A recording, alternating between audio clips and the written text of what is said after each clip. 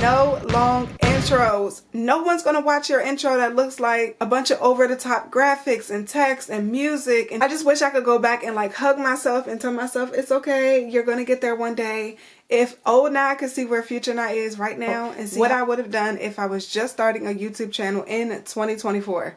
This is for all the girls who are like, I want to take my content more seriously.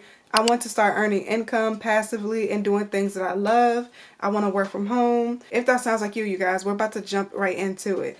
Choose a niche. Choose a niche or a topic or a style of video that you feel like you enjoy to film. So I did do a little bit of research to figure out what the most popular YouTube niches are in 2023 going into 2024. And they include lifestyle content, beauty content, educational content, entrepreneur related content, technology, gaming, and sustainability. Especially anything involving finance. So anything talking about earning money, those are the videos that are going to be very successful easily. Choose one of those that you feel like resonates with you or that you actually enjoy to make the content for. Do not choose a niche that you feel like you are doing because you saw someone else doing it. I just feel like once you are not doing something that you actually enjoy, it becomes kind of mundane and like a job, and you're going to lose interest in it really quickly. And YouTube is a slow grind. Unless you go viral overnight, YouTube is a slow grind, okay? I've been on this platform for 4 years, but I do think that sticking to a niche that I actually enjoy talking about, which is entrepreneur, educational, teaching people how to do things that will help them to boost their small businesses, that's something I can spend the rest of my life talking about. So my number one tip, you guys, if you're looking to start a YouTube channel, please pick a topic that you can actually talk about forever and ever and ever. Because once you get tired of talking about it, that's pretty much it for your YouTube channel. And that's where people start to like, they want to give up or they just stop creating the content. Yeah, choose a niche that you can stick to and choose something that you're passionate about talking about. If I was just now starting a YouTube channel in 2024, do not buy a camera. I know that it's very controversial. I'm gonna hear some mixed reviews in the comments and some gurus are probably looking at me like, girl, what are you talking about? Listen, in 2024, when we have iPhones that have camera quality that is comparable to getting a DSLR camera or getting a very expensive camera for professional photography and videography, you guys, you do not need to buy a camera. I did not buy a camera, but I did remember wanting to purchase a camera, thinking that there's no way I'm going to be successful on this platform without a professional camera. Today, you guys, if you're walking around with an iPhone right now, or even an Android, all the smartphones right now have amazing camera quality. So if I was just starting, I would focus on using the device that is in my hand. Okay, following up with that, tip number 3, you guys, is quality over quantity. If I was just starting a YouTube channel, I know you're going to hear you need to post every day. You need to get 3 videos, 4 videos, 5 videos out a week. Quality over quantity is going to take you further.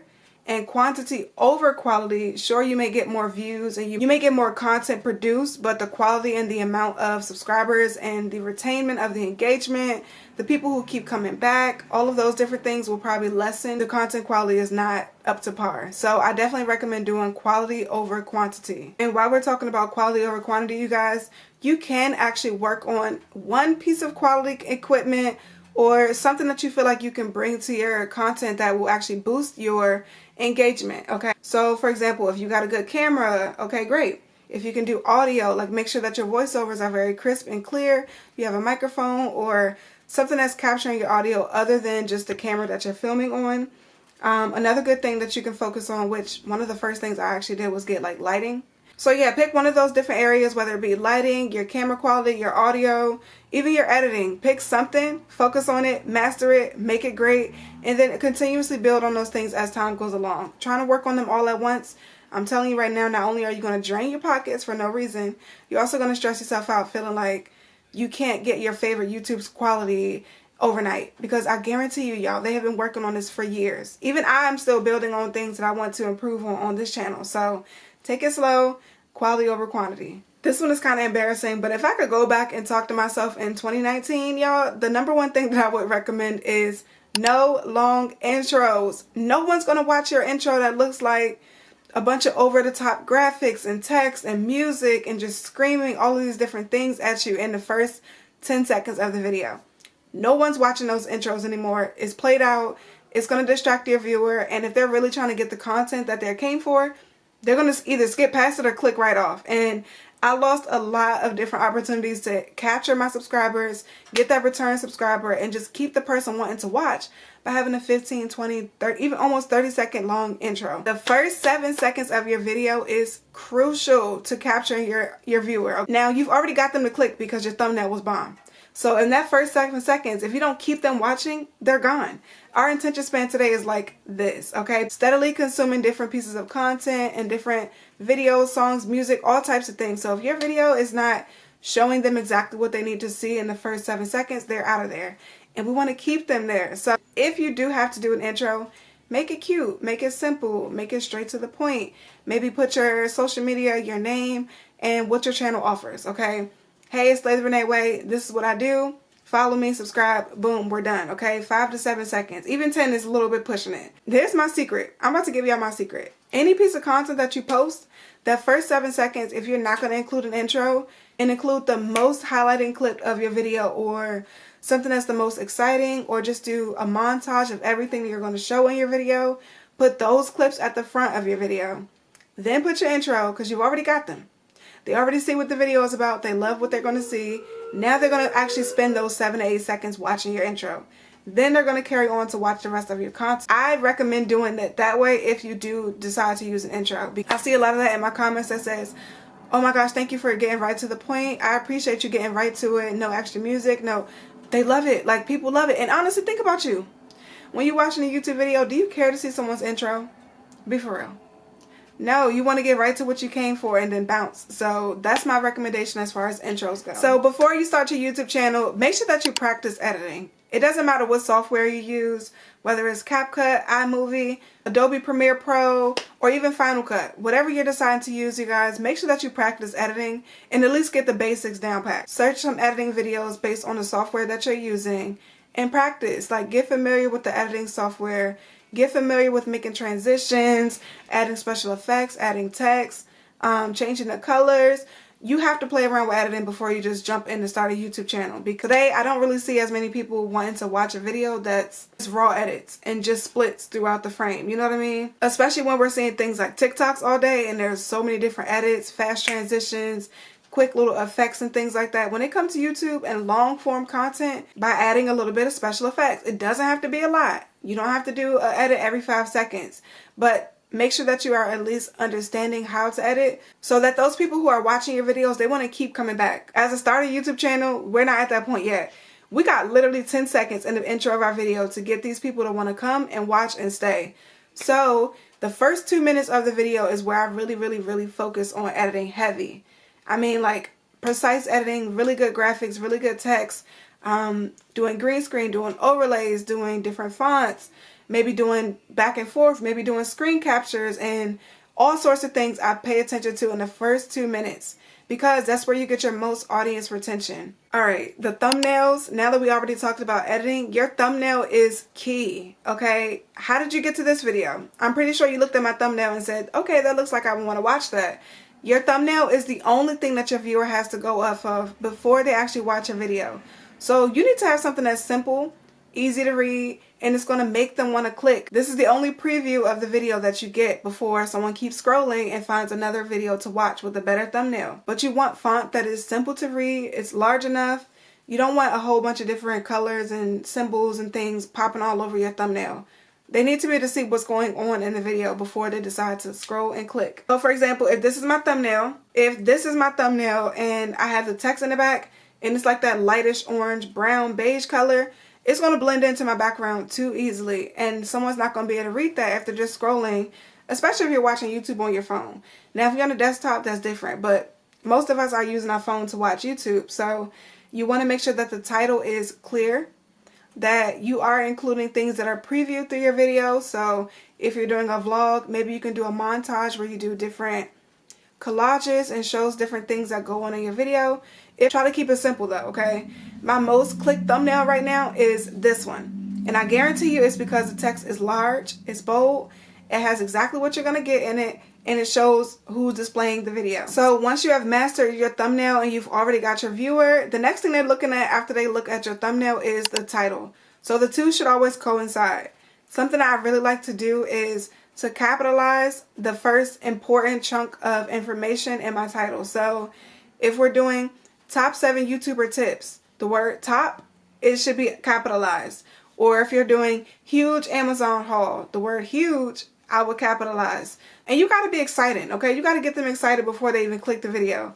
Your title should not be too long, but it also shouldn't be too short to where they're not really sure what's going on in the video. My format is to always use keywords that you would actually use in the search bar on YouTube. So don't just put day in the life of Nye.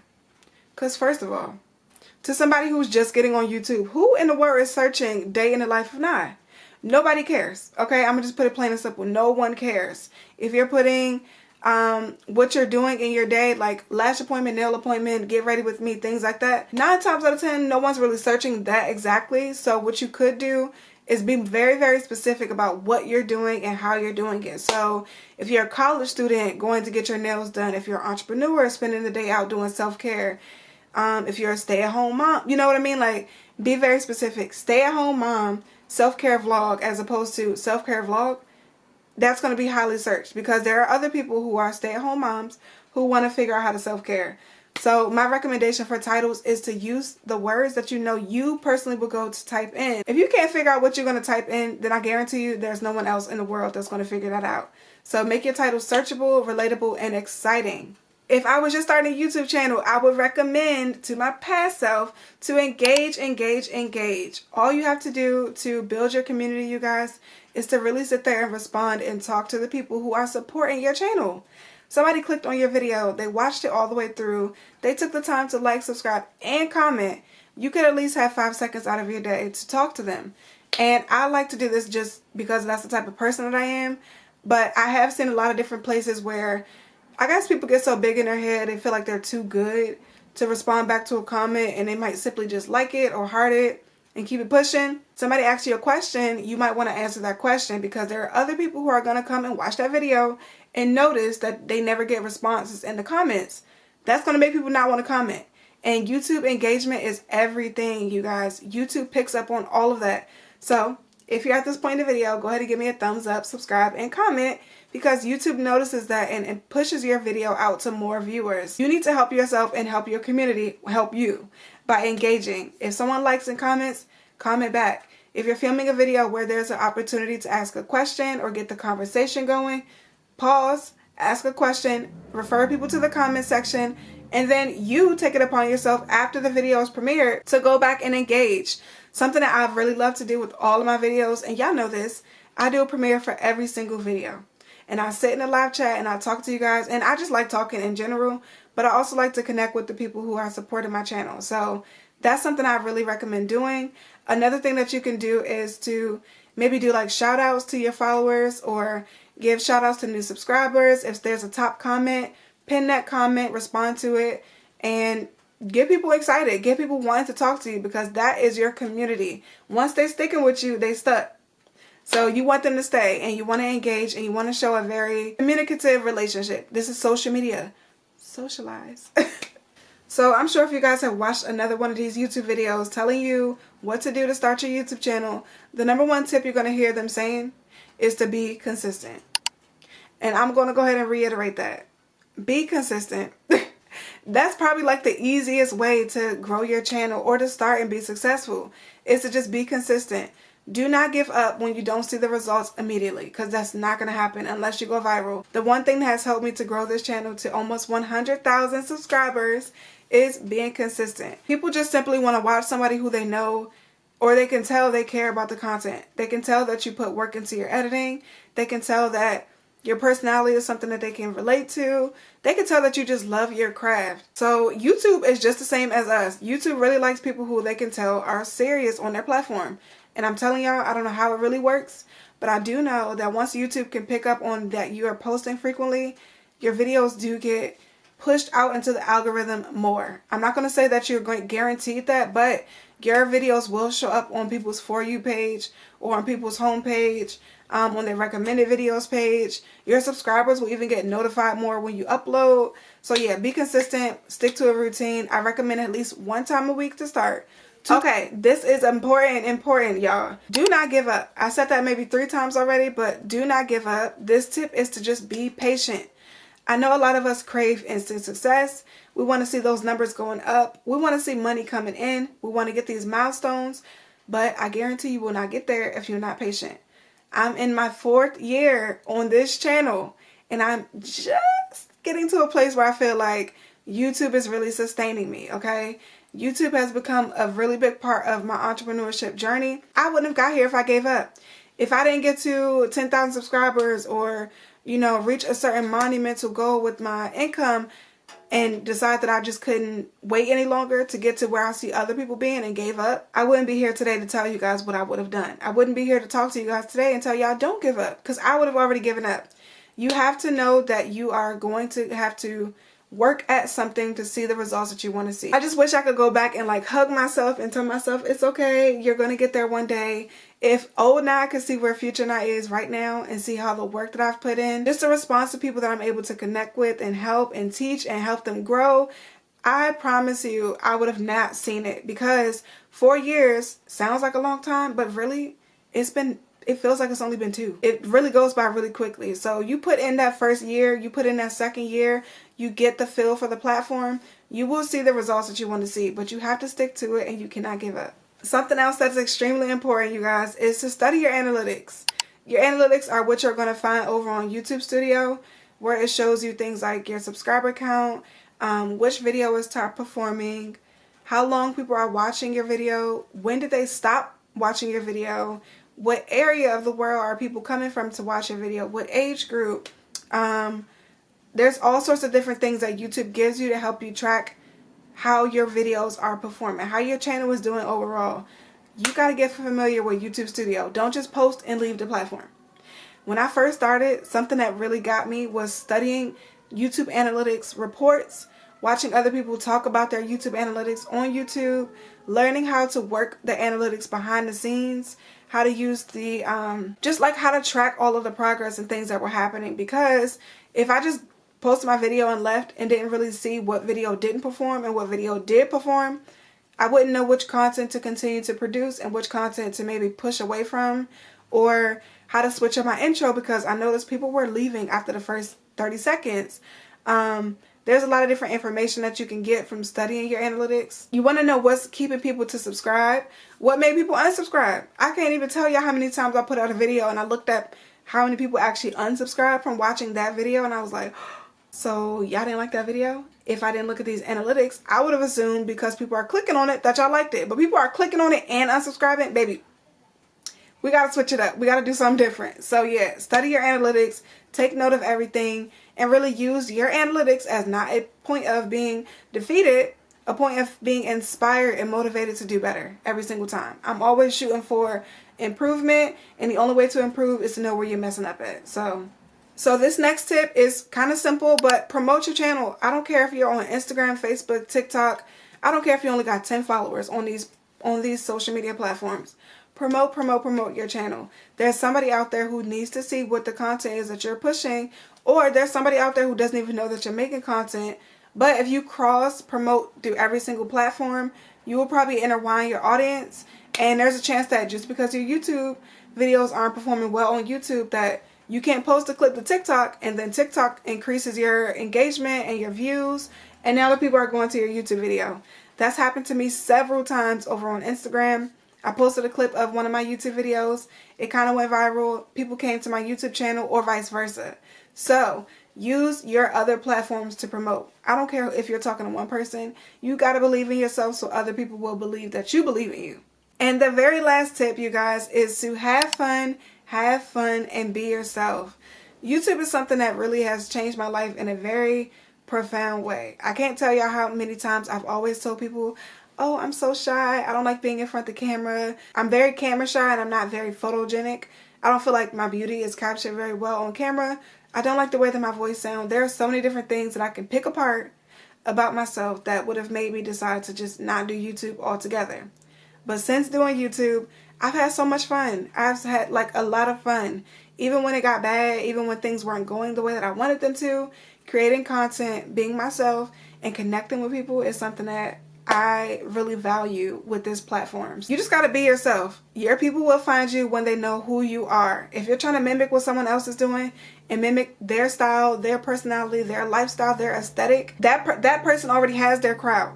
Who is your crowd? The only way you're going to find your people is by being you. The people who watch my videos, they know how I deliver content. They like how I talk. They like how enthusiastic I am about the content. And people just resonate with other people in a way that they won't resonate with another person. So only way you're going to get those true, authentic subscribers and build on your community and actually have fun and relax is to just be yourself. You show up, you film, you're being yourself.